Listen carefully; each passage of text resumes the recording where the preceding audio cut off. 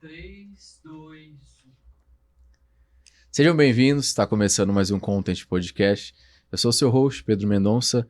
Então, antes de começar o episódio, se inscreve no canal, deixe seu like, seu comentário. Isso ajuda muito ao crescimento do canal. Hoje eu vou receber Henrique Reis. Ele foi gerente de relações internacionais no grupo China Trade Center durante 15 anos. Ele é o atual head de relações internacionais na Beeple Service. Henrique, seja muito bem-vindo. Pedro, obrigado, um prazer estar aqui com vocês e ansioso aí pelo nosso bate-papo. Um prazer é meu. Henrique, eu gosto sempre de começar pedindo para o nosso convidado contar um pouco da trajetória. Conta um pouquinho da trajetória para o pessoal poder te conhecer. Legal. O Henrique é um cara apaixonado, posso dizer, por relações internacionais.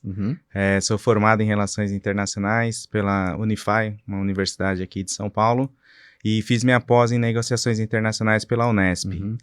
E comecei no China Trade Center em 2007, justamente como estagiário, mas fui para a área de comércio exterior, onde eu aprendi bastante, onde eu tive uma terceira faculdade, eu brinco. Na prática? Né? Na prática, que foi de comércio exterior. E em 2013, a empresa abriu um departamento de relações internacionais, justamente para criar eventos, promover negócios entre principalmente o mercado brasileiro e o chinês. E aí eu fui para esse departamento e ali eu pude desenvolver toda aquela habilidade teórica que eu tive, colocar na prática, e foi uma experiência bem legal. Muitos contatos, conheci muitas pessoas, conheci outros lugares, realizei sonhos, e para mim foi muito interessante. E agora eu continuo nas relações internacionais, por outra empresa, mas eu acho que eu posso dizer que eu sou realizado. Bacana. Fala um pouquinho das operações do funcionamento do China Trade Center, como é que funciona. Eles trazem negócio para o Brasil, eles fazem intermédio entre governo e empresa. Fala um pouco dessa dinâmica para a gente. O China Trade Center ele foi instituído no Brasil em 2002, com apoio do Ministério do Comércio da China, mas é uma empresa privada. E justamente para ajudar as empresas chinesas, brasileiras, a desenvolver mais negócios. 2002 ali ainda tinha uma relação boa, mas nada comparado ao que é hoje. Mas eles vieram para dar esse apoio, para ajudar essa proximidade das empresas em derrubar mesmo aquelas barreiras culturais, em fazer com que empresários dos dois países conhecessem um e o outro melhor, levando grupos de empresários brasileiros para a China, trazendo grupos de chineses para o Brasil. Então a dinâmica basicamente é essa. E sempre organizando eventos para promover esse tipo de interação entre as empresas brasileiras e chinesas. A ideia, então, é sempre fomentar negócios entre Brasil e China. Sim, com esse foco Brasil-China. Então, hoje... Desculpa interromper, alguns eventos eram exceções, que eram abertos para outros países, mas o foco maior sempre foi Brasil e China, nasceu para isso. Então, existem muitas empresas brasileiras que procuram vocês para fazer esse intermédio e também empresas chinesas para fazer negócios no Brasil? Bastante. E como é que funciona essa dinâmica? Normalmente, Pedro, a empresa, só para explicar, o grupo, na verdade, é dividido em 3 empresas, que tem a parte de comércio exterior, a Brasil Nine, que é justamente quem faz essa parte mais prática, a parte de consultoria em negócios internacionais, em comércio exterior em si, aquela parte mais de desenvolvimento de fornecedores, importação. Então, a Brasil Nine é quem cuida dessa parte. A UCB é quem faz toda a parte de missão empresarial, que é justamente dar essa vivência para os empresários, tanto os brasileiros na China quanto os chineses no Brasil, levando para experimentar, não só para visitar feiras, visitar empresas, fazer essas visitas técnicas, mas também para conhecer a cultura, para ter aquela imersão mesmo no mercado.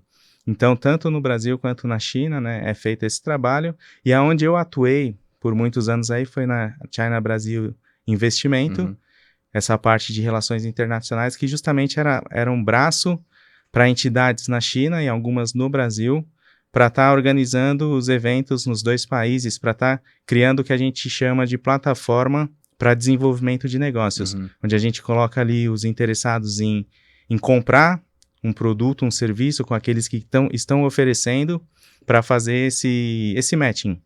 Essa relação é estritamente comercial. Comercial. Bacana. Comercial. Você já foi para a China? Já fui para a China algumas vezes. Algumas vezes, como você Algumas disse. vezes. Como que é o jeito? Porque aqui no Brasil ainda tem praticamente, sei lá, 80, 90% das pessoas quando falam de China, mas a China é comunista. Mas a gente quer falar aqui de comércio, né? De relações comerciais. Como que é o chinês negociando? O chinês negociando, Pedro, a gente pode aí dividir em duas partes. Uhum, Tem o chinês quando ele quer vender, uhum, e eles são bem agressivos, uhum, eles têm apoio do governo para isso, para desenvolver mercado. Em si, a China tem um mercado muito grande, um mercado interno muito grande. uhum, Então, muitas empresas se contentam em atender aquele mercado, que é ótimo para ela, mas tem empresas que acabam crescendo tanto e também dependendo do tipo de produto, eles precisam expandir. Então, o governo dá esse apoio uhum, e eles acabam sendo muito agressivos. uhum, Quando é o contrário, quando os chineses vão comprar, existe sim, como todo mundo, uma cautela maior de querer entender, de querer uhum, negociar valores. Então, tem esses dois vieses. uhum. É como você está dizendo, questões da forma de negociar. A China tem um plano muito grande chamado Belt and Road, né, que é a nova Rota da Seda. Eles já investiram mais de $1 trilhão em infraestrutura, e é justamente para avançar essa questão comercial. Qual a sua visão? Porque tem muita gente que fala, a China está fazendo isso para comprar os países. Eu já penso de uma forma comercial. Hoje eu sou muito pragmático, eu sempre falo, né? Questões comerciais. Qual a sua visão sobre o projeto Belt and Road? Até complementando o que a gente estava falando anteriormente, quando você visita a China e principalmente as principais cidades, você vai ver uma infraestrutura incrível, Uhum, sabe? Muito, muito à frente do Brasil, comparado ali com países que a gente considera aí mercados desenvolvidos economicamente. E assim, é algo incrível mesmo. uhum, E ali eles têm um certo limite, não tem também como ficar expandindo tanto uma infraestrutura que já é excelente. uhum, Então, essas empresas precisam expandir esses serviços, uhum, principalmente na parte de infraestrutura para outros países, e o Belt and Road é essa oportunidade que a China encontra, principalmente para atender países em desenvolvimento, países uhum, que têm essa necessidade. uhum, Uma forma mesmo, como você disse, comercial uhum, e estratégica, no sentido de que a China, por exemplo, importa commodities, é o principal importador de commodities. uhum, Se ela cria uma estrutura aqui, onde ela pode ajudar essas empresas de infraestrutura a expandir mercados e facilitar e baratear esses produtos, o escoamento desses produtos para a China através uhum, de criação de ferrovias, estradas, portos, uhum. então para ela é uma vantagem. Nesse sentido, é totalmente estratégico. Sim. Então, até que ponto você está falando do projeto, né, do Belt and Road? E eu acho que o Brasil ele tem que atrair investimentos da China, dos Estados Unidos, da Europa, dos empresários brasileiros. Tem que atrair investimento de todos os lados. Só que quando a gente fala de China, ainda tem esse estigma, né? Que todo mundo fala, a China está comprando o mundo. Até que ponto o, o Brasil ou outro país que está atraindo esse investimento ou participando desse projeto, ele tem que ter uma certa cautela para não começar a interferir no aspecto político. Por exemplo, só dando um exemplo. Vai construir uma ferrovia. Essa ferrovia, eu tô dando um exemplo qualquer. Ela custa 100 milhões. O Brasil tem que pegar 100 milhões dos chineses? Não. Ou é 25 milhões China, 25 milhões Brasil, 50 Estados Unidos. Você entende o que eu tô falando? Sim, sim, eu acho que é como funciona com outros projetos, Uhum, um acordo de concessão, uhum, sabe? Que você vai ter aquele benefício de ter aquela infraestrutura no seu território durante um tempo. Aquela empresa vai administrar, mas todo o país é soberano. uhum, Então é respeitar mesmo os contratos, toda a regra que foi previamente estabelecida para que não tenha problema. uhum, Eu sei que existe um problema que política e economia andam muito lado a lado, uhum, que no Brasil a gente a cada 4 anos tem um governo diferente, mas é o que eu falo, é ter essa estabilidade política, essa uhum, segurança para que os países possam investir. Do contrário, a gente não vai ter investimento de nenhum lugar, uhum, não só da China, mas de nenhum outro país se a gente não criar essa segurança política. uhum. O Brasil, né, o BRICS está se expandindo, né? O Brasil é um dos países mais atuantes, junto com Rússia e China. E o Brasil tem uma relação muito forte com os chineses. Qual a sua visão em relação, né, ao BRICS? Tem muita gente hoje que tem medo. O BRICS é o contraponto do G7, aí o outro critica, o outro bate palma, enfim. Eu penso no aspecto comercial. Acho que o Brasil tem que ter relações com o mundo inteiro, tem que ter relações com os chineses, e o que puder extrair de investimento para cá, tem que trazer. Então, qual que é a sua visão desse estreitamento de laços? Eu acho que é válido, Pedro, porque falando agora mais com uma visão de internacionalista, todo bloco econômico ele tem um objetivo que é gerar mais oportunidades, aquecer o comércio, e os BRICS eu não vejo de uma forma diferente. Claro, por exemplo, eu fiz na época um trabalho sobre Mercosul, na época de universidade, que quando você olhava os números, Mercosul funciona. Se você olhar os números, funcionava.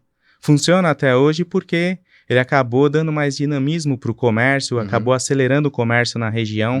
Mas aí se você para pensar, poxa, passaram-se 30 anos, não mudou muita coisa, o comércio já não está aumentando. Aí sim eu acho que é um momento de repensar. E os BRICS eu acho que da mesma maneira. É um início, se a gente for ver, não é um bloco antigo, sabe? A gente tem que esperar porque nada também acontece assim do dia para a noite ou da noite para o dia. E acho que tem que esperar mesmo para ver o resultado. E se tiver dando um resultado, bom, vamos continuar. Se não, eu acho que é um momento de repensar. A gente está falando do aspecto comercial, né? Sim, sim. Até porque os membros, eles têm características totalmente diferentes, né? Política, ideológica, religiosa. Então a gente tem que pensar na forma comercial, né? Eu li o livro hoje, como eu digo, né? Eu sou um leitor voraz hoje, eu leio muito. Sou um cara de centro-direita, mas leio muito, de todos os aspectos, até para entender a visão, né, das pessoas. Li o livro do Elias Jabbour, China, o Socialismo do Século XXI, para entender a visão mesmo, né? Até para saber o que ele pensa, como é que funciona. Ele explica muito sobre a questão dos bancos, né, do Big Four, como que eles fomentam a economia chinesa. É bem diferente, e eu confesso que fiquei até um pouco assustado, assim, porque ele fala que a economia é economia de projetamento. Então, por exemplo, 2030, nossa economia vai ser projetada em infraestrutura, em tecnologia, em carro elétrico. Então, eles começam a investir nessas áreas. Ele chama no livro dele de economia de projetamento. Eu queria saber, né, a sua visão, né, dessa maneira do chinês trabalhar. Até porque tem muita gente no Brasil que fala, isso eu estou ouvindo há mais de 15 anos, não, uns 10 anos. A China está quebrando, a China está quebrando, a China está quebrando. E a gente vai ver que todo ano continua crescendo, continua crescendo. É lógico, a economia não vai crescer 2 dígitos como a China cresceu durante anos. Mas no primeiro trimestre desse ano ele cresceu acho que 4%. E isso não acontece. Então, baseado nessa economia de projetamento e esse crescimento chinês que não para, o que você vê em relação a isso? Bom, falando nesse aspecto, eu acho que a China dá certo justamente por causa desse planejamento. Porque eles planejam, claro, nem sempre tudo vai sair conforme o planejado. Existem sim ali os imprevistos, mas eles já procuram, no meio do processo, ajustar esses imprevistos e continuar com um plano, que eles têm o que é chamado de plano quinquenal. A cada 5 anos eles planejam e procuram cumprir à risca. Então isso eu acho que essa é uma das principais razões desse desenvolvimento da China, sabe, de planejar, de cumprir, porque não tem essa instabilidade que eu estava comentando há pouco, né, em países que a gente até diz democráticos, mas que existem ali diversos lados políticos, cada um buscando seu interesse. Então a China, eu acho que, não falando também que é perfeito, claro. acho que não existe um sistema perfeito, mas que obedece ali os planos, procura seguir a risca e acaba vendo o resultado. Trabalhando esse tempo todo, né, com os chineses, 15 anos, você já teve algum tipo de interferência política em algum negócio que vocês estavam fazendo? Não, eu te falo que muito pelo contrário, porque quando a gente fala de política, acho que a política ela é importante em determinados aspectos, como, por exemplo, fazer com que as empresas que estão vindo para cá cumpram as leis locais, sabe? Com que não haja ali alguma coisa voltada assim para a parte ilegal, um contrabando. Eu acho que a política serve para criar regras e para regular esses aspectos. No caso do comércio, o empresário ele não está nem aí para ideologia, ele quer fazer negócio. Ele quer fazer negócio. E é aí que eu acho que entra a política justamente para regular e para fazer com que esses negócios sejam feitos da melhor maneira, com que um mercado ele seja protegido quando ele precisa de proteção em alguns aspectos que são estratégicos. Então, nesse ponto, eu enxergo a política importante. Mas na hora de fazer negócio, a gente pode falar de guerra de Estados Unidos com China, de divergência ideológica de Brasil com qualquer país, mas o empresário desses países, se ele tem a oportunidade, ele vai querer fazer negócio. E ainda vai ficar bravo se algum aspecto político ou ideológico atrapalhar esses negócios. E voltando àquela essa economia de projetamento, você viu muito isso na prática? Porque, por exemplo, você pegou um período de transição, né? 2007 que você iniciou, né? Sim. 2007. Nós estamos em 2024, né? Então, é outro país, né? Você pegou isso, por exemplo, agora vamos um investimento em carro elétrico, em tecnologia. Você sentiu isso? Você viu isso? Senti na prática, é algo que eu comento sempre que eu tenho a oportunidade de ter esses bate-papos, porque quando eu comecei, era aquela coisa do produto cópia, sem qualidade, com preço baixo, e com o passar do tempo, já empresários buscando máquinas, que antes eles buscavam na Europa, porque na China eles já sabiam que estava tendo mais qualidade. Os chineses começaram a vir para cá para dar assistência. Então, teve esse desenvolvimento e a parte tecnológica que hoje é visível, né? Foram sendo planejados, investindo ali cerca de 2% do PIB do país, que era um PIB crescente, em pesquisa, em desenvolvimento, e sabe, tentando trabalhar ali as suas próprias tecnologias, com planejamento. Teve um que foi lançado em 2015, o Made in China, 2025, que eles queriam que 70% dos produtos tecnológicos utilizados no país fosse produzido no próprio país. Então, todos esses aspectos, veio a pandemia, atrapalhou, mas, assim, foi visível esse desenvolvimento e o que eu acompanho até hoje é incrível. É incrível o que a China está investindo, o que a China já tem de tecnologia. E o que você diria para quem está assistindo e pensa assim, não, a China vai quebrar, que é igual eu disse, né? A China vai quebrar, a China está quebrando, esse modelo não se sustenta. O que você diria para essa pessoa? É um pouco difícil falar, mas, assim, se a gente pensar num país que cresceu por tanto tempo, em 2 dígitos, teve um crescimento do PIB em 2 dígitos, é natural você saber que isso não vai se sustentar. Então, a tendência é que esse crescimento diminua, mas que não necessariamente é algo assim que preocupa tanto. Claro, é uma população de 1,4 bilhão de pessoas, a gente sabe que não é fácil administrar, mas é um país também que conseguiu tirar, nos últimos 40 anos, 800 milhões da pobreza. Então, é algo que é difícil sustentar, mas que não está também, como que eu posso dizer, esse caos total preocupa. Tem que ter a preocupação, você não pode acomodar. Mas não é esse caos, poxa, a China está quebrando. Não, eles continuam sendo os maiores fornecedores globais, sabe? Importam bastante. Então, eles fazem de tudo assim para a economia continuar rodando, girando, mas não vai crescer da forma que crescia antes, porque acho que já não tem mais espaço para isso. Não sou economista, tenho alguma noção, mas é o que eu enxergo. E hoje, para o empresário que está assistindo, eu quero fazer um negócio com a China. O que você diria para ele fazer? Quais são as coisas que ele tem, os documentos que ele tem que procurar, ou as normativas que ele tem que atender? O que ele tem que fazer?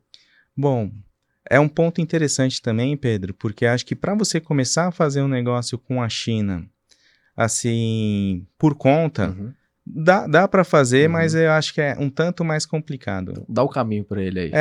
É procurar uma consultoria séria, sabe? E no Brasil tem algumas empresas de consultoria muito sérias que estão nos dois lados, que podem dar um suporte. É procurar um parceiro sério que possa ajudar nesse início. O importante é o início. Porque se você, a partir do momento que você encontra um fornecedor ou um comprador confiável, depois o negócio vai fluir. Mas nesse início, eu acho que o importante é ter alguém que possa estar lá, visitar a empresa, saber quem é, ou então, se tiver condições, é uma longa viagem, mas ir para lá, conhecer pessoalmente, porque o chinês ele valoriza muito esse tete a tete. Porque mostra para ele a confiança. E a mesma coisa, uma empresa chinesa, quando vem para cá para desenvolver algo, eu costumo dizer, ninguém atravessa o mundo, sabe, à toa. É por um objetivo maior, né? Porque tem interesse. Então, eu acho que esse é o caminho. É conhecer, ter alguém que possa dar esse apoio inicial e depois, com o tempo, as coisas vão fluir. Por exemplo, a China Trade Center faz essa ponte. A China Trade Center é uma que faz essa ponte e a gente tem outros parceiros, conheço outras empresas também que são muito sérias e trabalham com isso. Tem alguns cases que você pode contar de empresas daqui ou de lá que fizeram essa intermediação? Bastante. Eu sucesso? tenho uma, por exemplo, não vou citar o nome da empresa, mas a importância de você conhecer os produtos que você quer. Uma empresa do interior de São Paulo, da parte de autopeças, eles estavam perdendo o mercado e é aquela coisa, não é uma indústria. Não é você fechar a sua indústria e só importar. Não, eles pensaram estrategicamente em vou fazer esses produtos aqui que eu tenho mais competitividade, o que eu não tenho eu conheci um fornecedor, eu preciso me aprofundar, saber quem é esse fornecedor, mas vou tentar me aproximar dele e trazer o complemento dos meus produtos da China. E acabou dando super certo. E não só isso, depois ele também importou uma máquina para dar mais produtividade para a indústria e ele continuou trabalhando, sabe, bem estrategicamente. Então deu certo, ele foi até a China, a equipe na época do China Trade Center acompanhou a visita dele até o fornecedor, ajudou em todos os aspectos e acabou dando super certo. Não sei se ele continua até hoje com esse fornecedor, mas naquele início ele contou com uma consultoria. A China Trade Center também faz eventos, né, para promover. Como que são esses eventos? Como é que funciona? Esses eventos, normalmente, tem algumas feiras que eles já trabalham há algum tempo, principalmente aí no setor têxtil, mas ela é mais focada na matéria-prima para a indústria. Então, eles acabam trazendo tecidos, fios, que é para ajudar mesmo a indústria nacional a continuar a sua produção. Esse é mais um formato mesmo de feira, que até é chamado de encontro, porque também tem palestras, tem muito conteúdo do setor, de moda, de tendência. E também tem os eventos em formato de seminário. Por exemplo, no ano passado teve um bem legal que foi do governo de Xangai. Então veio o vice-prefeito de Xangai, participou o vice-governador de São Paulo, eles assinaram acordos, que é mesmo para criar uma proximidade maior e também para ver oportunidades de investimento dos dois lados. Então esse é um outro tipo de evento que muitas vezes o China Trade Center acaba organizando. Tem uma vez por ano? Como é que é? É esporádico. Sob demanda mesmo. Se um governo lá da China procura o China Trade Center, que o escritório fica lá em Beijing, na capital, e fala, eu preciso desenvolver esse projeto, o China Trade Center acaba sendo o braço desse governo aqui. Você tem noção hoje qual o maior interesse dos chineses no Brasil? É a parte de infraestrutura? Parte de infraestrutura, na parte de investimento em infraestrutura, a parte energética, energias renováveis também é algo que é bem forte. Agora eu creio também com 5G, telecomunicação, essa parte também passou a ser de extremo interesse. Então são mais projetos que a gente chama de maiores, mas se a gente olhar por outro lado também, os carros elétricos que você comentou há pouco, tem empresas vindo para cá, se instalando, e isso é investimento direto. Então, eu acho que o país ele tem que olhar como oportunidade. Porque quando a gente fala dos chineses vindo para cá para investir, ele está gerando uma cadeia de empregos, de renda. Então, isso é importante também olhar quando a gente fala de investimento. Não só aquela questão internacional, geopolítica do domínio, mas também das oportunidades. Como a gente estava falando anteriormente, né? Tem que ter o equilíbrio. Sim, Manter a sim. soberania, mas atrair os investimentos. Sim. Você estava dizendo questão de infraestrutura, etc. A gente está tendo aí uma nova guerra comercial, né? Você falou do 5G, 6G. Você teme que o Brasil comece a sofrer algumas retaliações, você, né, também, que é formado nessa área, que o Brasil comece a sofrer retaliações de países europeus ou até do próprio Estados Unidos por conta desse estreitamento com a China? Ou você acha Eu que não? acredito que o mercado ele é aberto e o Brasil ele tem que olhar para o seu próprio benefício. Uhum, Porque as relações internacionais é isso, é cada um vendo aquilo que é melhor para si uhum, e ter, claro, um relacionamento aberto com todos os países. uhum. Eu acho que é importante não escolher um preferido aqui e outro ali. É você, como que eu posso dizer? Tirar o melhor do relacionamento com cada um. Todos os países são importantes. Às vezes a gente olha um país pequeno, poxa, esse daí não é tão importante, mas não. Todos os países têm sua relevância. Eu acho que a política externa do Brasil tem que enxergar dessa maneira. O brasileiro, ele tem essa síndrome, né, de favorecer os interesses dos outros e não o interesse dele próprio. Eu penso que o brasileiro tem que ter interesse no interesse do brasileiro. Se o investimento vem da Austrália, beleza. Se o investimento vem dos Estados Unidos, ótimo. Se o investimento vem do Japão, ótimo. Se vem da China, ótimo. Agora, obedecer à soberania nacional. Eu penso dessa maneira. Não, com de certeza. forma muito pragmática. Com certeza. Pode falar. Não, quando eu falo, Pedro, até para exemplificar, um país menor, às vezes esse país menor ele é estratégico para um empresário brasileiro que tem um produto que ele pode exportar para esse país. Então eu tenho contato com diversas entidades e tem entidades que focam muito na África, por exemplo, Uhum, sabe? Que faz negócio com a Uhum. África e às vezes a gente fala, não, a África não é importante.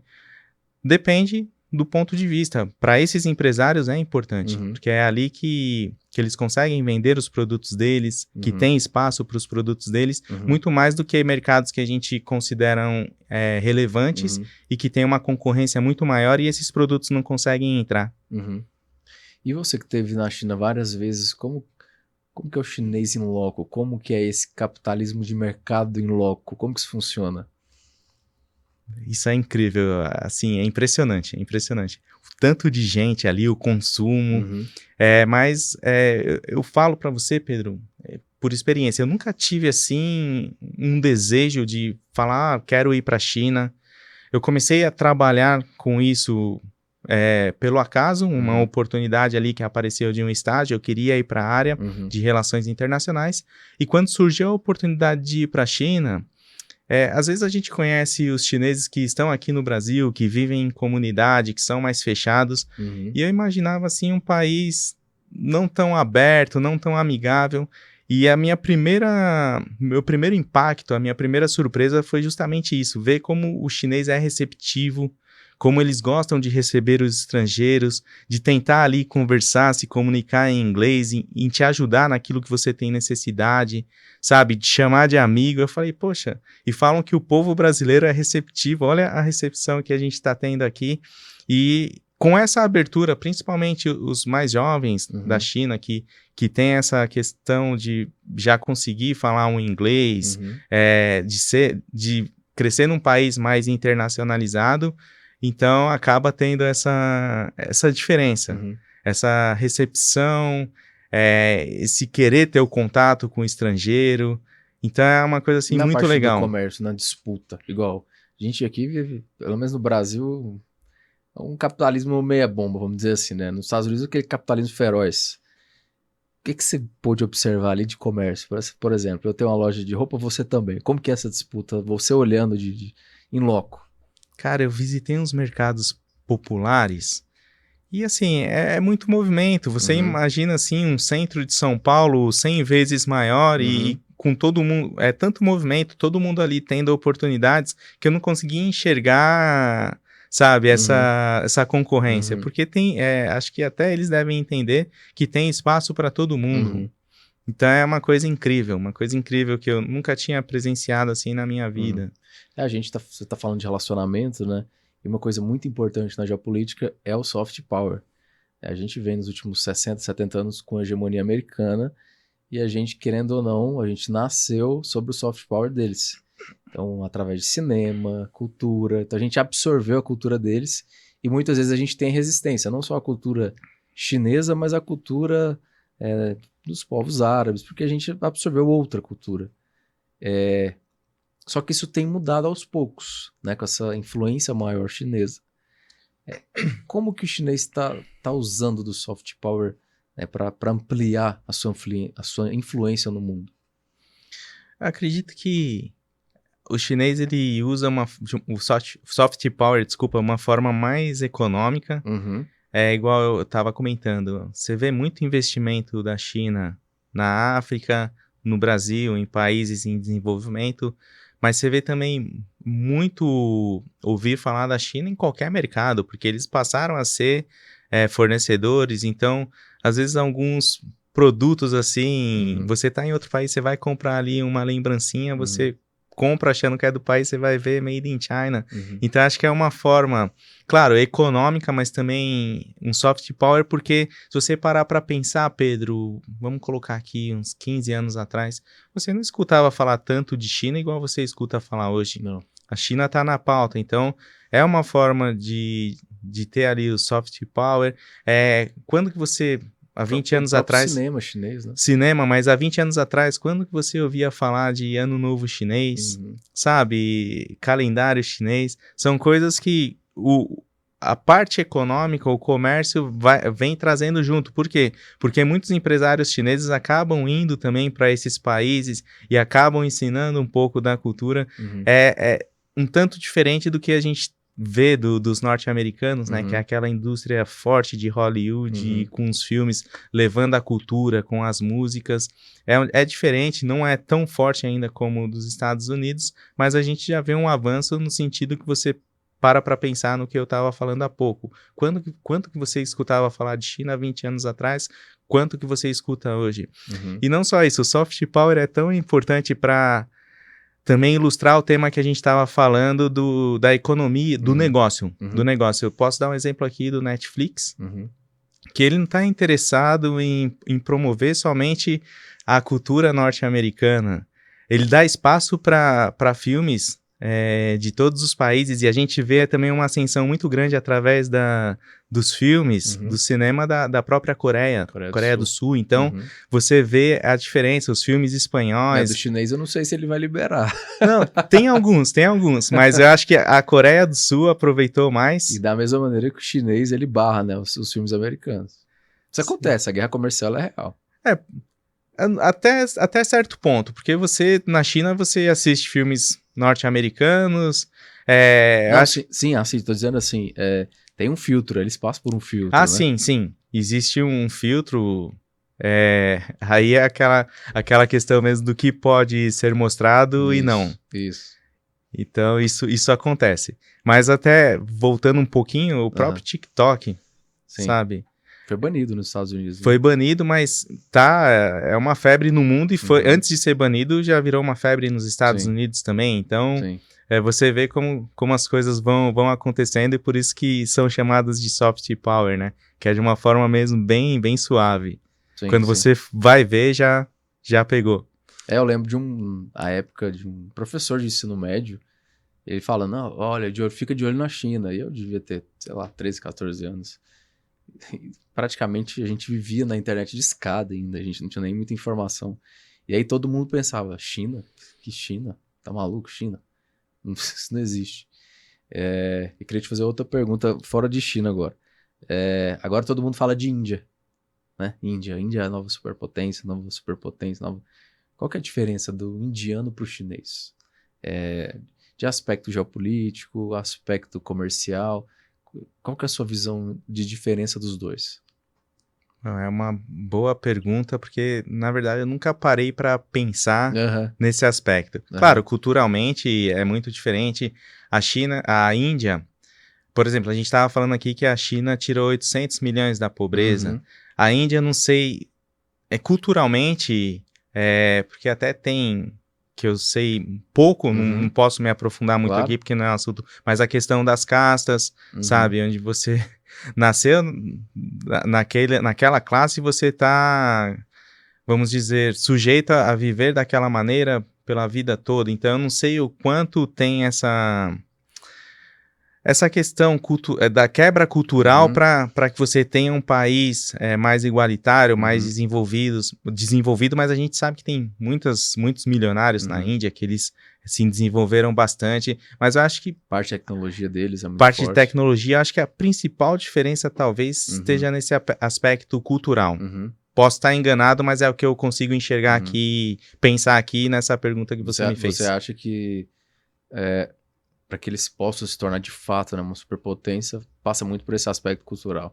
Sim, porque para você ser uma superpotência, você tem que ter uma população que vive num bem-estar, né? Uhum. Social, onde você tem acesso a serviços básicos. Eu não conheço a Índia, não sei Uhum. como que funciona lá, Uhum. mas eu sei da questão da desigualdade, Uhum. né? Uma desigualdade muito grande. A gente vivendo em um país democrático, uma democracia, e muita gente, voltando a falar disso, né, muita gente teme, né? A China está comprando o Brasil, não é no Brasil, está comprando o Brasil. Até que ponto a gente deve temer isso? É o que eu... Porque querendo ou não, geopolítica, sua especialidade, cada país tem o seu interesse. E eu não estou aqui para defender China, nem Estados Unidos, nem ninguém. Eu estou aqui para defender o Brasil. Então, até que ponto a gente tem que ter cautela? Até que ponto isso é verdade? Até que ponto a gente tem que temer isso? E não só no Brasil, no mundo inteiro. É o que eu estava comentando. Eu acho que aí entra a parte política, né? Uhum. De ver os benefícios que esses investimentos estão trazendo, sabe? Porque se for investir por investir, sem trazer benefícios, sem respeitar um contrato, aí eu acho que se torna algo perigoso. Uhum. Mas a partir do momento que você cria uma estabilidade política, onde as empresas de fora, da China ou de outros países, querem vir, querem investir, vai trazer desenvolvimento, acho que não tem o que temer. Uhum. Não tem o que temer porque a própria China ela começou a se desenvolver quando as empresas internacionais começaram a investir lá. Uhum. Então, eles receberam as empresas internacionais, aí entra muito a questão que o pessoal fala da cópia, por quê? Porque eles viam como funcionava, começaram a fazer, então, de certa forma, eles precisaram das empresas internacionais para se desenvolver e aprenderam com isso e usaram isso como uma maneira deles criarem o seu próprio desenvolvimento. Então, eu acho que são estratégias. Acho que a partir do momento que não existe um controle, que não existe uma estabilidade política ou que gere muita corrupção, isso vai ser arriscado para o país. Uhum. Você falou de investimento. O Milton Friedman fala num dos livros dele que para o país se desenvolver ele precisa ter investimento externo, né? E a China teve muito. E agora a Índia está tendo muito. Sim. Eu acho que o Brasil deveria ir muito nessa esteira, né? A gente está vivendo um momento de muita tensão, né, no mundo. Vários focos de guerra, esse acirramento comercial americano com os chineses. Os americanos baniram o TikTok, né, na época do Trump, o Trump aumentou as tarifas dos produtos da China para fortalecer o mercado interno. Está tendo essa guerra comercial. Como que você vê essa guerra China e Estados Unidos? É como eu disse, né? Eu acho que a parte política ali... Eu falo a parte comercial. Sim, a parte política eles vão ter essa visão, mas a parte comercial, o empresário que faz negócio com a China, ele quer continuar fazendo, e o chinês que faz negócio com os Estados Unidos também. E quando eu falo negócios, não é somente a China vender para os Estados Unidos, porque a China tem... A gente estava falando de investimento, tem muitas empresas norte-americanas na China, sabe, em território chinês, e eles querem com que esses negócios continuem, sabe, eles não querem, para eles não é interessante uma guerra. Então, comercialmente, não existe guerra, não existe guerra. A guerra está nas barreiras que os governos estão criando para barrar esse comércio. De certa maneira, é uma guerra, né? Pra ver quem... Mas é o que eu falo, é numa esfera mesmo política, porque aí é chamada de guerra comercial porque as duas caminham juntos. Mas os empresários que fazem negócio um com o outro, eles querem continuar, sabe? Eles não querem... Ninguém quer ser prejudicado por causa de questões políticas, Uhum. ideológicas, ninguém. Mas aí também é uma questão que, se você for olhar nas relações internacionais, a China está crescendo e os Estados Unidos está ameaçado a perder um status que ele tem há muitos anos. Uhum. Então, é uma forma também de se proteger. E é o que eu disse, é cada um olhando para o seu lado. Uhum. Então, infelizmente, acaba prejudicando muitos empresários, mas é uma forma ali de proteger o seu status. Uhum. E você que esteve lá, tem muita gente que está aqui e fala, vai para a China, não sei o quê. Maneira pejorativa, né? Como que chinês vê o próprio país? A própria cultura? Como que ele se vê? O chinês, hoje em dia, eu vejo, até pelos contatos que eu tinha, eles terem muito orgulho mesmo do nível que a China alcançou. Uhum. Porque é um país que a gente sabe, pela história aí, que passou muita dificuldade, foi muito pobre, sofreu bastante. Uhum. E da forma que a China cresceu, não só aonde chegou, mas na velocidade que chegou, Uhum. eu acho que é um motivo de orgulho para qualquer um cidadão. Então, eles enxergam mesmo com muito orgulho o status que a China tem hoje. Uhum. Você com toda essa experiência hoje, existem mais empresas brasileiras procurando, por exemplo, o serviço da China Trade Center, por exemplo, para fazer negócio com o chinês, ou o contrário, empresas chinesas querendo investir aqui no Brasil? Cara, eu posso falar aí que tem um equilíbrio. Uhum. É claro, muitos empresários brasileiros querendo comprar da China, Uhum. tanto ali a matéria-prima, o produto pronto para comércio, e os chineses, por outro lado, querendo vender. Uhum. Mas o que a gente vê de diferente também é a quantidade de chineses que quer comprar produtos brasileiros, mas ainda hoje mais voltado para essa parte das commodities. Uhum. E o que eu sou talvez um pouco crítico é que eu acho que o Brasil poderia explorar mais Uhum. esse mercado consumidor chinês e tentar criar agenda, sabe? Participar mais de eventos de forma mais agressiva na China para apresentar outros tipos de produtos industrializados que o Brasil tem e que pode ser um diferencial para a classe média chinesa. Entrar em outros mercados Sim, ali. que está em ascensão e que Uhum. quer um produto diferente, e de fazer com que eles conheçam esses produtos e acabem aí comprando também algo que não seja ali Uhum. só as commodities. E na sua opinião, por que você acha que isso não acontece? Ou está acontecendo pouco?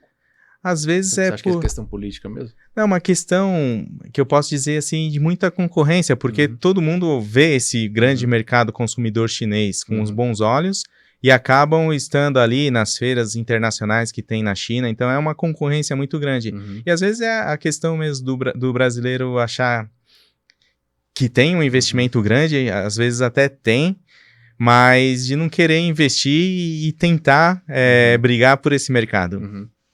O Brasil teve o chamado milagre econômico, né? Na década de 70, a gente crescia 10% ao ano, algo... Não quero me atentar a números aqui, mas é em torno de 10% ao ano. Só que foi, como chamado, um milagre, foi muito rápido. E aí você olha para a China, os últimos 20, 30 anos crescendo, é totalmente um país diferente. Como que você acompanhou essa transição, né, de 2007 para cá? Sim. Esse crescimento, esse boom, né, da China. O que o Brasil pode fazer de forma prática para que a gente, não estou falando para ser igual, mas atingir crescimentos maiores? A gente atingir o potencial que o Brasil tem. Porque o Brasil tem potencial para ser a maior economia do mundo. A gente tem tudo, a gente tem água, a gente tem minério, a gente tem gente boa, a gente não tem terremoto. Tem algumas pequenas catástrofes, né? Infelizmente tivemos a do Rio Grande do Sul, mas via de regra que não é um país de grandes problemas ambientais. O que falta para o Brasil, na sua opinião, para chegar nesse status? Agora vamos entrar num ponto novo aqui da nossa conversa, né? Eu acho que o essencial é a educação. Uhum. O ponto principal é a educação. Pode até, vendo os números, dizer o Brasil investe muito em educação. Mas não é a quantidade investida, é a qualidade do investimento. Então, eu acho que o Brasil ainda não tem isso. Uhum. Porque a China, poxa, se você for ver quantos engenheiros se formam por ano na China comparado ao Brasil, não em termos assim de quantidade, absolutos, mas em absolutos. percentual. Sim, Sabe? É uma coisa incrível. Uhum. O que eles têm de educação, como funciona a educação na China, assim como funciona na Coreia, no Japão, em outros países desenvolvidos, e aqui a gente ainda tá bem atrás. Uhum. Tá bem atrás. E tirando a educação, acho que é fazer a lição de casa, sabe? É se preocupar mesmo com o bem-estar da população, diminuir essa igualdade, dar oportunidades. Então, acho que esses aspectos são essenciais para o Brasil começar a galgar aí um desenvolvimento maior. Quantidade de impostos também diminuir. A gente falou hoje mais cedo a questão da reforma tributária, a gente estava discutindo isso. Como que é a questão dos tributos na China? É baixo? Tem muito incentivo? Como é que funciona isso? Não sei dizer de forma detalhada. Eu sei que é mais simples, é mais simplificado. E aqui eu acho que o que nos dificulta, e por isso é importante uma reforma que também não é fácil de fazer, por mais que tenha sido aprovada aí, vai levar tempo, vai levar anos, é justamente simplificar.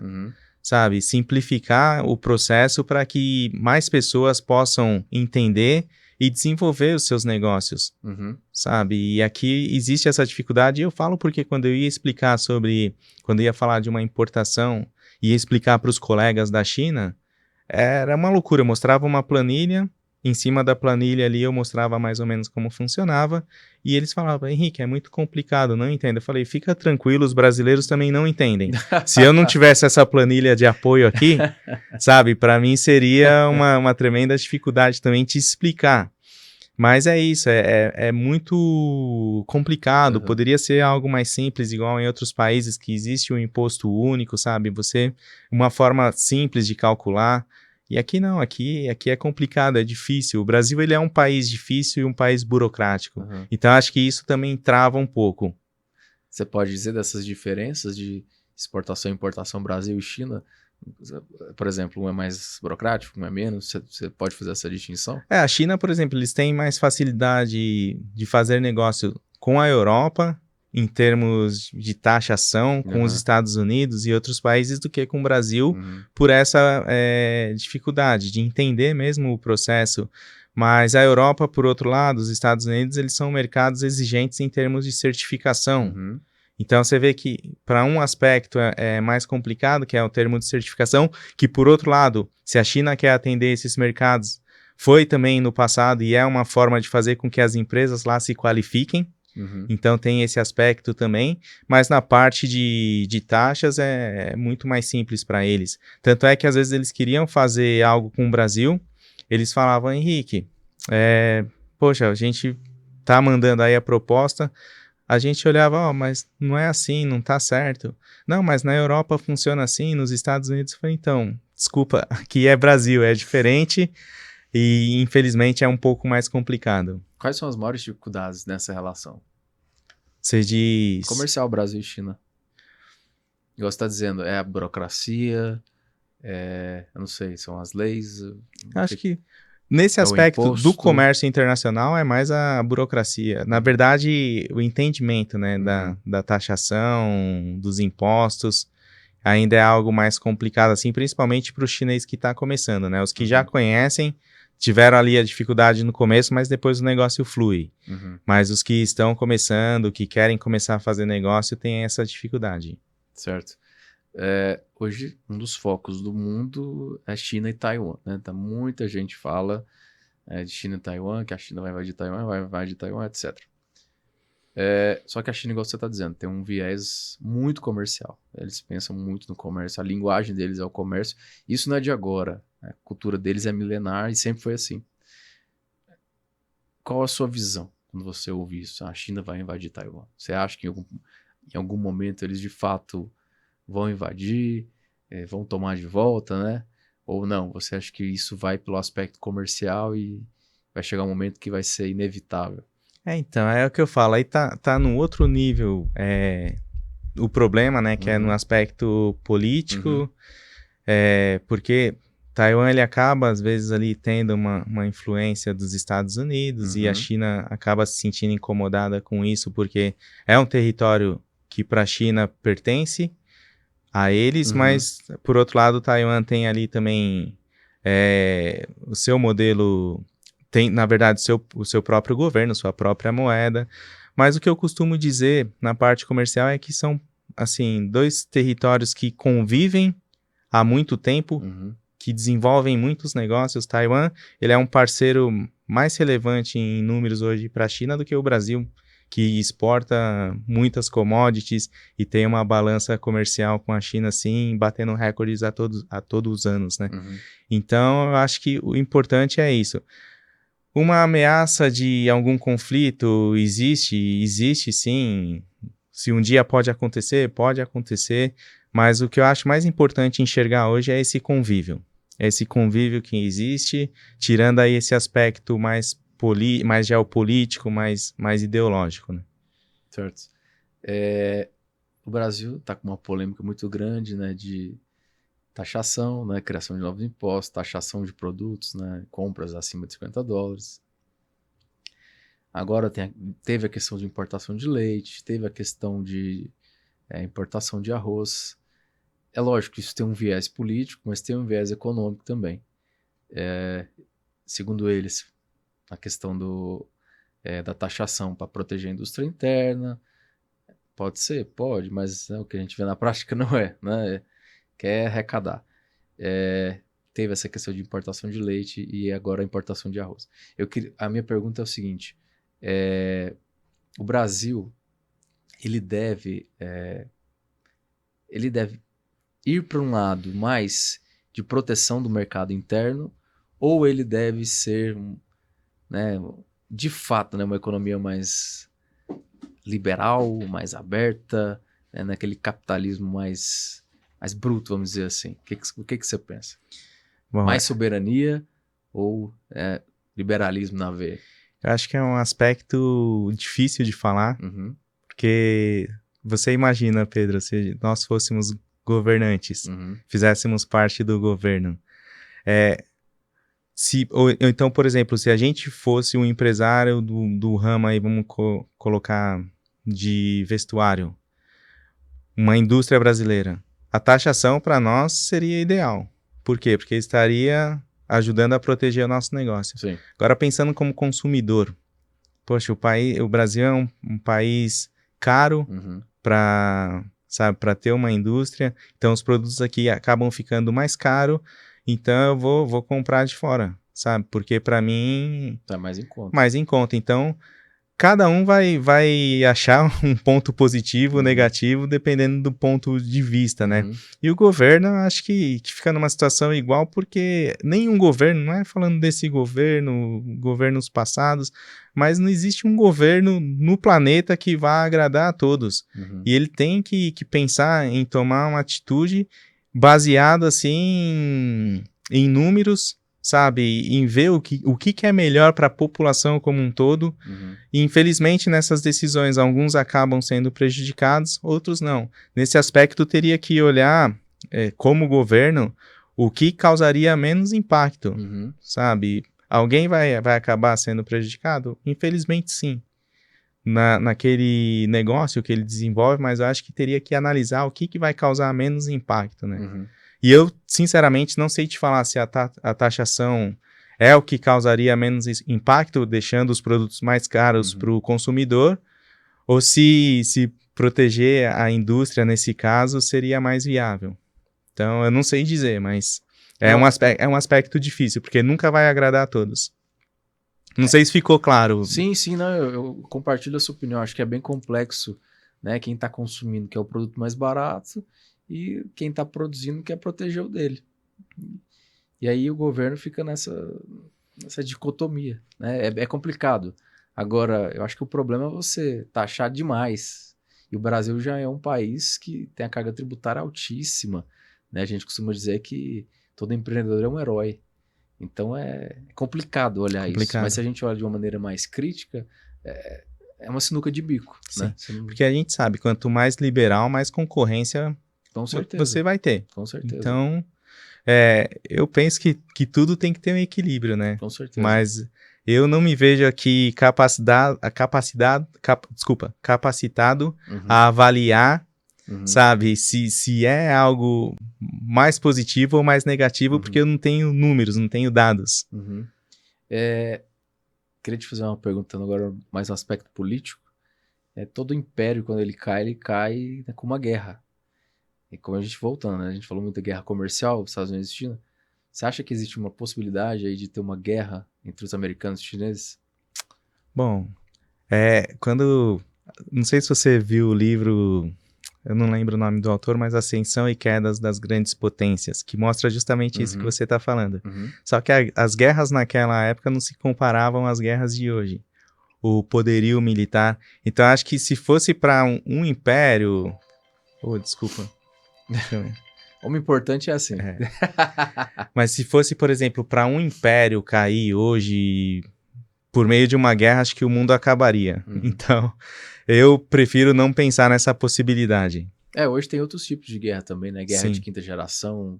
Tem gente que fala que é guerra híbrida, né? Guerra de informação, soft power, que a gente está falando. Isso que já acontece. Sim. Né? E como você disse, se houvesse conflito, talvez a humanidade acabe. Sim. Né? Mas a gente tem que ficar de olho. Olhando nesse aspecto geral hoje, no mundo de geopolítica, o Brasil, você vê que o Brasil precisa investir mais nas Forças Armadas. Por que eu estou falando isso? Porque a gente está num momento muito tenso. E o Brasil sempre teve essa cultura de ser um país receptivo, que é amigo de todo mundo, mas a gente está vendo que a gente precisa se defender também. E que pode haver conflitos. Está tendo conflito na Ucrânia, está tendo conflito né, Israel e a Palestina, há a possibilidade de um conflito, né, Taiwan, China, há a possibilidade, a África a gente nem se fala, né, conflito direto, há a possibilidade também de conflitos, Coreia do Sul, Coreia do Norte, enfim, a gente tem vários focos no mundo, e recentemente o Maduro, né, falou a questão de Essequibo, que era dele, e isso ia impactar o Brasil, né, se ia dar certo ou se não ia, eu não posso falar porque eu não sou especialista, mas o Brasil com essa situação e esse mundo, né, cheio de focos de tensão, a gente vê que a gente precisa aumentar as nossas forças armadas. Qual que é a sua visão em relação a tudo isso? Como o Brasil pode, de fato, se tornar uma potência também nesse lado? Eu tenho uma visão mais idealista do mundo ideal, né? Eu acho que se fosse para o Brasil investir em algo hoje... até pensando em curto, médio prazo, acho que não seria na parte de segurança. Mas, como eu te falei, investir talvez em educação, em políticas de segurança interna, porque eu acho que o Brasil internamente já sofre um caos de violência. Então, acho que melhorando esses aspectos, o Brasil teria muito para se desenvolver. Eu acho que seriam também questões prioritárias agora, que estariam aí acima do investimento em poderio militar. Mesmo você não teme que haja algum tipo de conflito, eu falo porque, sei lá, 5 anos atrás a gente tinha essas tensões, como sempre existiu, mas não estava tendo embate, conflito, e agora está tendo. E a possibilidade de haver outros conflitos é muito grande. E caso haja um conflito próximo aqui do Brasil, a gente tem que estar preparado, mesmo que não seja diretamente com a gente. Você não fica um pouco temeroso? Sinceramente, Pedro, nesse aspecto não, porque se você for até avaliar os locais, as regiões que estão tendo conflitos, isso não é de hoje. Sim. Sabe? E assim, são questões que não estão resolvidas, sabe? Que não foram resolvidas. E o Brasil, eu acho que não tem isso, sabe? Eu acho que o Brasil é um país continental, claro, tem que cuidar. Eu acho que um aspecto mais de segurança nas suas fronteiras, justamente para impedir o que a gente estava falando aqui, sabe? Tráfico, questões assim ilegais, contrabando, sabe? Tentar mesmo diminuir a violência interna, mas eu acho que teria que ter uma grande razão, que eu não vejo, não enxergo hoje, de um país querer se apoderar do território brasileiro. Não, eu não falo nem se apoderar, é ter um conflito próximo e isso vai afetar o Brasil, entende? Entendo, mas eu acho que não, no caso hoje não precisaria investir mais em segurança por esses aspectos. Por mais que tenha um conflito aqui na região, eu acho que o Brasil aqui ele já está bem equipado para esse tipo de conflito, né? Você acha que a gente tem que ser mais diplomático? Mais diplomáticos, sempre. A diplomacia é a regra das relações internacionais, né?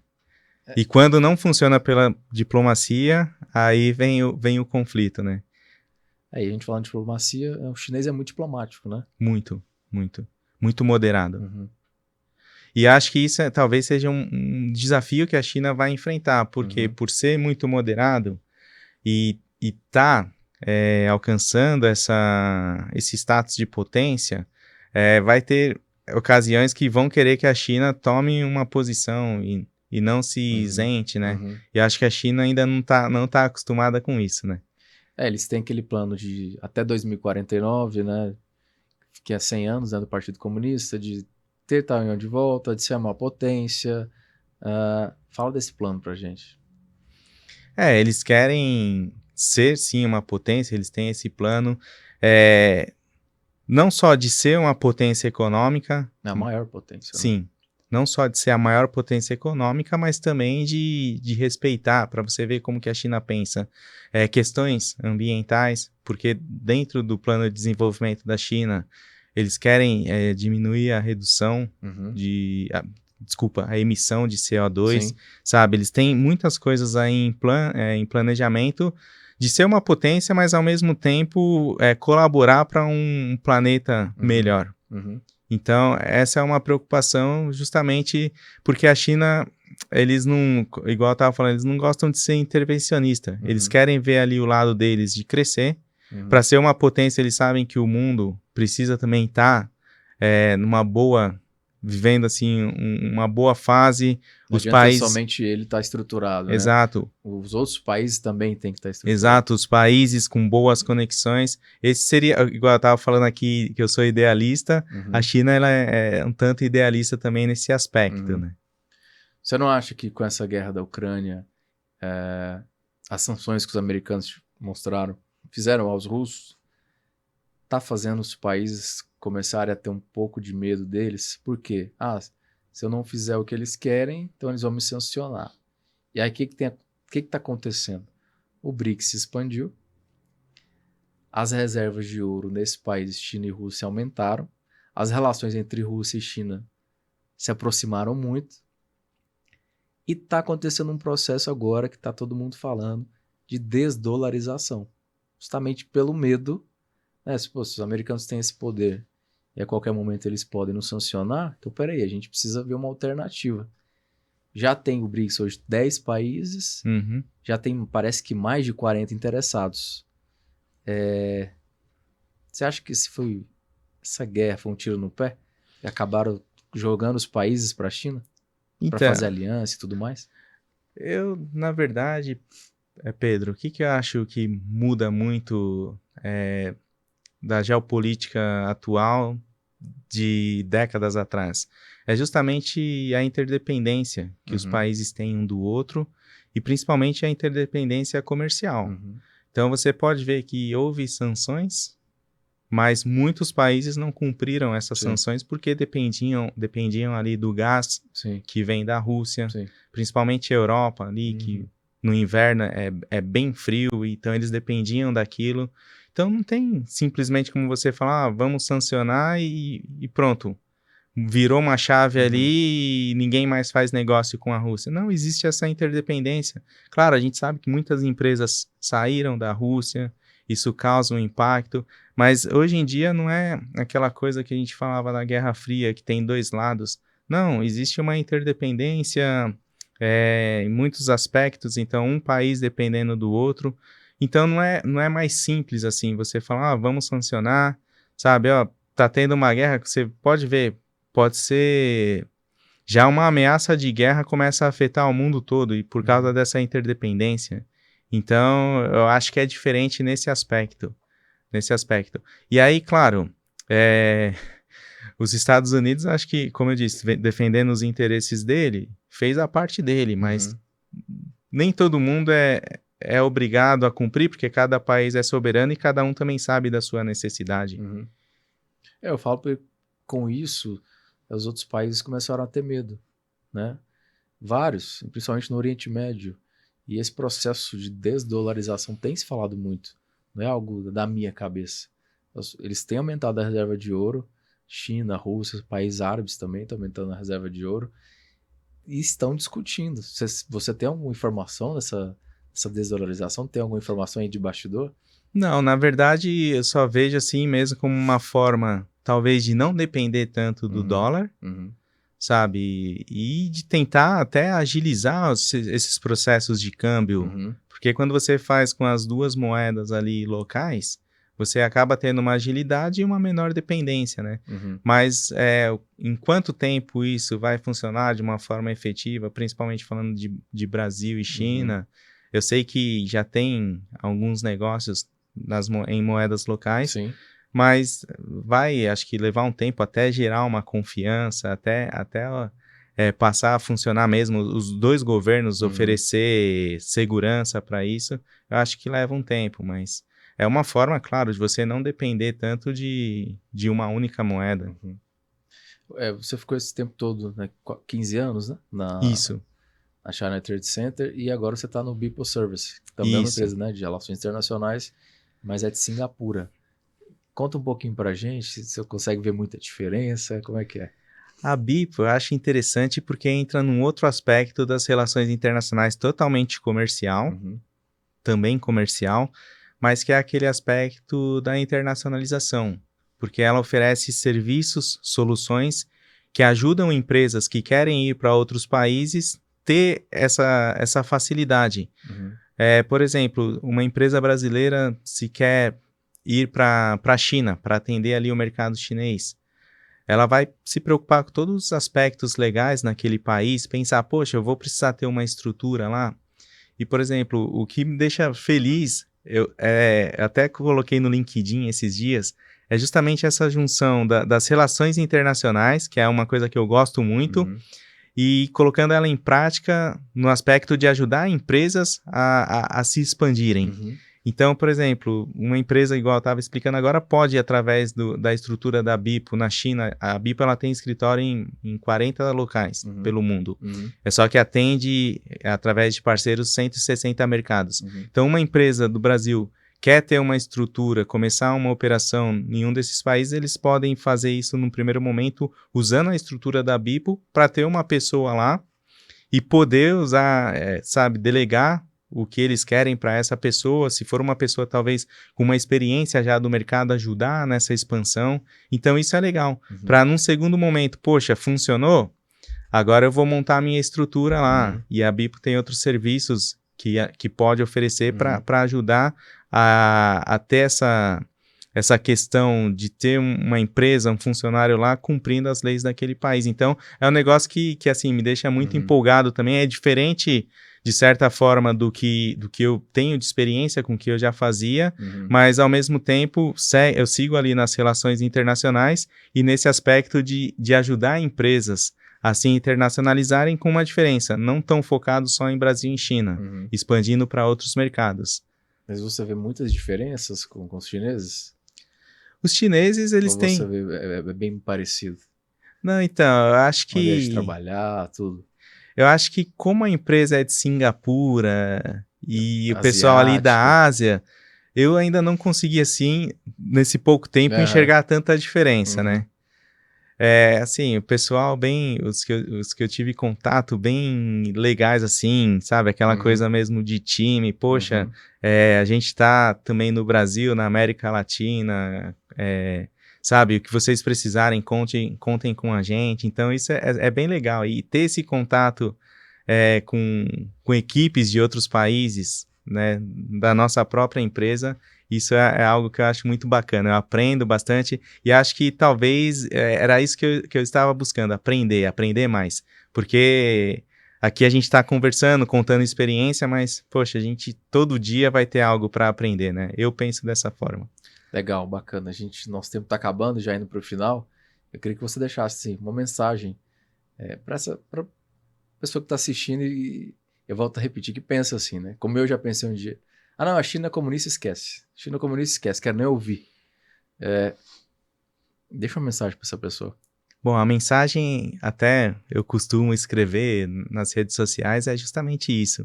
Não feche os olhos para a China, não feche os olhos para nenhum mercado.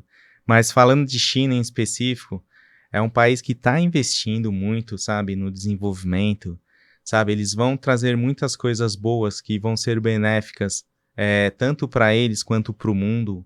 Então, o empresário que quer se manter atualizado, empresários que quer explorar dessas inovações, eles não podem fechar os olhos para a China. Tem que estar atento ao que está acontecendo lá.